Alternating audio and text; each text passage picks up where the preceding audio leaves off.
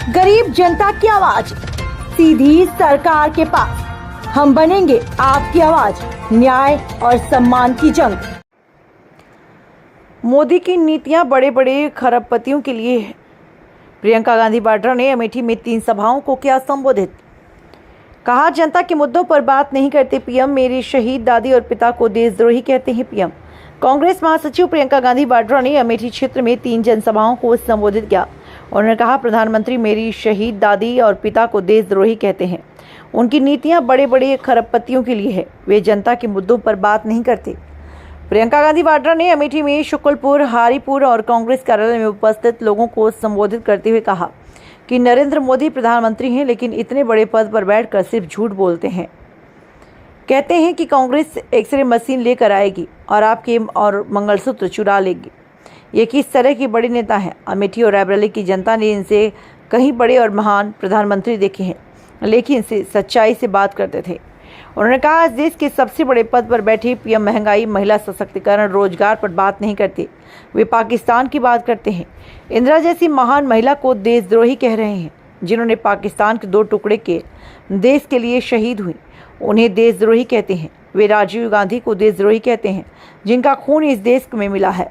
कहते हैं उन्होंने विरासत पाने के लिए कानून बदल दिया, विरासत में उनको देश के लिए मर मिटने का जज्बा मिला। माँ शहीद हुई, खुद शहीद हो गए, मेरी शादी में नहीं आए, उन्हें कहते हैं देशद्रोही। मोदी जी की नीतियां बड़े बड़े खरबपतियों के लिए है। सारी संपत्ति अडानी अंबानी को सौंप दी। किसान लाख 1.5 लाख के लिए आत्महत्या कर रहा है, गुजारा नहीं हो रहा। बहनें महंगाई से जूझ रही हैं। ये दिखाते हैं उन्होंने और क्या कुछ कहा। वी न्यूज मीडिया के लिए अरविंद की रिपोर्ट। सख्त कार्रवाई होगी। महिलाओं के लिए जो आंगनवाड़ी आशा बहुएं हैं और जो मिड डे मील में महिलाएं काम करती हैं, आपका जो मानदेय है वो बढ़ाया नहीं गया है। हम उस मानदेय को दुगना करेंगे। 25 लाख का स्वास्थ्य बीमा लाएंगे। 25 लाख का स्वास्थ्य बीमा कांग्रेस पार्टी ने राजस्थान में लागू किया। इसका मतलब है कि जो इलाज है 25 लाख रुपए तक मुफ्त मिलेगा। मतलब कि मैंने ऐसे में लोगों से मिली हूँ राजस्थान में, जिनका हार्ट का ऑपरेशन हो गया, 1 पैसा नहीं दिया। बड़े बड़े ऑपरेशन हुए, ट्यूमर निकाले, 1 पैसा नहीं दिया। ये क्या काम है? ये आपकी जो संपत्ति है उसको सही जगह डालने का काम है। ये कांग्रेस पार्टी आज भी कर रही है, हर प्रदेश में कर रही है। जहां जहां हमारी सरकार है वहां महिलाओं के खाते में आज पैसे आ रहे हैं। महिलाएं बस की यात्रा मुफ्त कर रही हैं, तीर्थ यात्रा जा रही हैं, अपने रिश्तेदारों से मिलने जा रही हैं, 1 पैसा नहीं देना पड़ता। छत्तीसगढ़ में किसानों का कर्ज माफ किया। मैंने आपको पहले बताया कि आवारा पशु की समस्या कैसे हल की।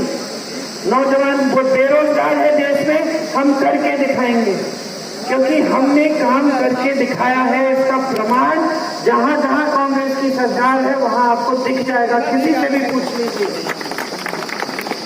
यहाँ एक संविदा कर्मी है प्रमोद तिवारी जी, उनको नौकरी से निकलवाया गया। उनके पिताजी बीमार हैं, घर पे हालत खराब है। आपकी सांसद के पास जाते हैं, कोई मदद नहीं होती। सही बात है, सुना है आपने इसके बारे में। ये आप कभी सोच सकते थे मेरे पिता के पूरे कार्यकाल में, मेरी माता जी के पूरे कार्यकाल में, मेरे भाई के कार्यकाल में, कि ऐसा कुछ हो किसी के साथ?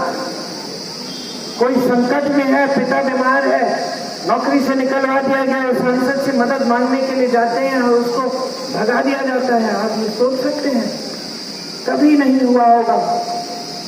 जो आता था दरख्वास्त लेके, समस्या लेके, सबकी सुनवाई होती थी। सुबह कतार होती थी जहां हम रहते थे, क्योंकि एकदम हमारी जो नियत है, हमारी जो नीतियां हैं वो एकदम अलग है, विचारधारा ही अलग है।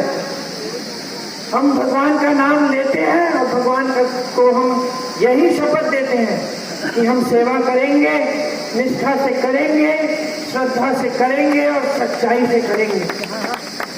राहुल जी आपके सांसद रहे, देश में अकेले लड़ रहे हैं इनके खिलाफ। 4000 किलोमीटर की पैदल यात्रा की है। 4 महीनों लिए चलते रहे। उसके बाद एक और यात्रा की 4000 किलोमीटर की, 8000 किलोमीटर कुल चले हैं देश में, सिर्फ आपसे मिलने के लिए, आपकी समस्याओं को सुनने के लिए। आपने हराया भैया को चुनाव, पिछले चुनाव में। अब ठीक है, बेईमानी से जो भी है हार गए, चुनाव हार गए। लेकिन उसके जब 2 साल बाद कोरोना आया तो पता है पहली चीज क्या की? मुझे फोन किया, प्रियंका पता करो अमेठी के कितने लोग कहाँ कहाँ फंसे लॉकडाउन में, उनको घर लाओ। हम लोग, कहाँ है संदीप सिंह? दिख नहीं रहा है संदीप सिंह। मैं, किशोरी भाई साहब 16 घंटे फोन पे रहते थे।